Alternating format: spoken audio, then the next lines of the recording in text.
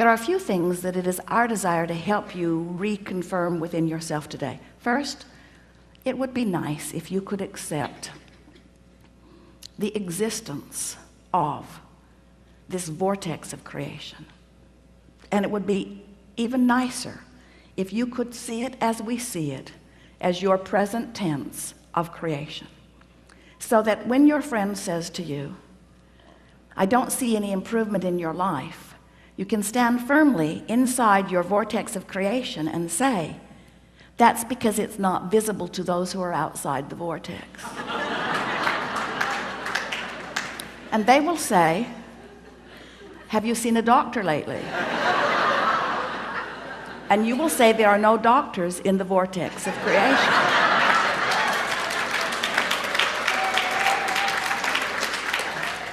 When you let being in this vortex, when you let tuning yourself into the vibrational frequency of all that you are be your top priority, you get so much life back. Do you know how many arguments, how many words, how many efforts, how much action is necessary just to keep you alive and out of desperation when you're not in the vortex?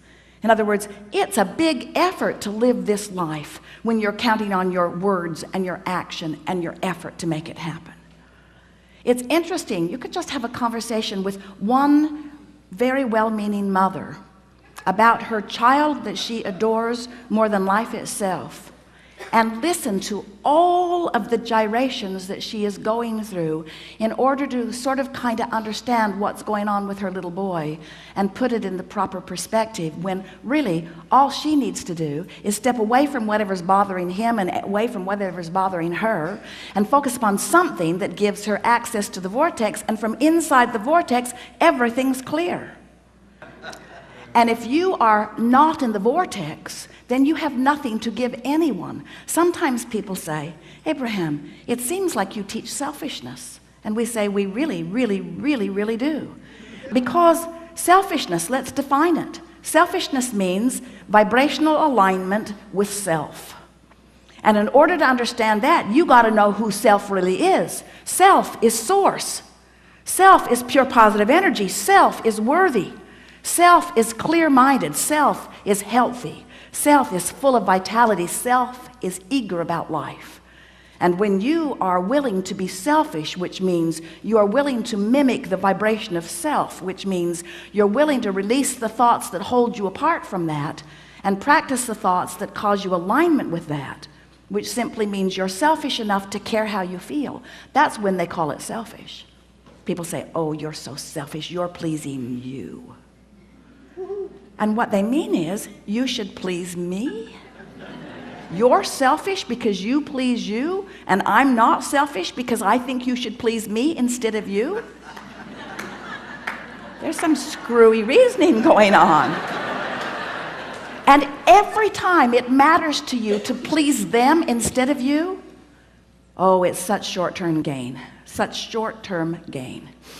Because when you care about how someone else feels or how they are responding to you, so you behave in order to affect their response to you, you do them a very big disservice, because you teach them that through action and demand or cajole or control or power, that they can wrestle their life to the ground. And there's hardly going to be anybody as cooperative as you.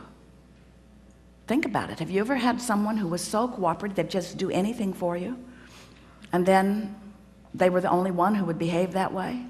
So you just had that one friend? Often it was your mother. You weren't really ready for the world, were you? But when you show yourself that you have the power to come into alignment, not just with who you were before you were born, but with all that you've become ever since, not just with you and all you've become, but with Source itself. When you show yourself that by being selfish, which means by reaching for the best feeling thought you can find on whatever subject is active, when you care about being in the vortex, you care about being in concert with the energy that creates worlds. And one who's in the vortex, one who's in alignment with that energy, is more powerful than millions who are not. It's such an interesting thing to watch what goes on in your planet, because you are so good at step one. Most of you have made such a career out of step one.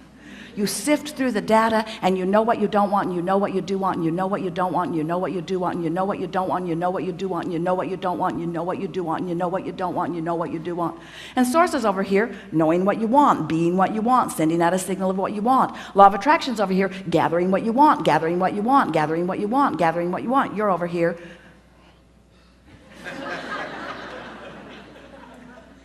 That's creating by default. That's going where the wind blows. That's complaining about whatever they're complaining about and feeling about whatever's happening. But when you decide that you're going to take control of your relationship to who you really are, when you decide that you're going to tend to this gap between you, wherever you are on whatever subject you're experiencing, and who you really are and what you know about the same, now life is going to take a new form and shape for you.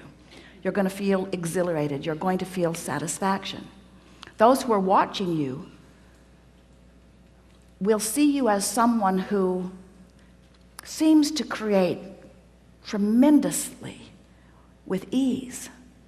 Those who are watching you, especially those who don't really understand the power of this vortex and the power of your deliberate alignment with it, they'll call you lucky.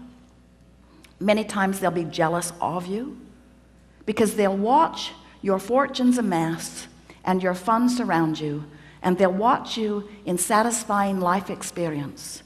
And when they say to you, "What do you know that I don't know?"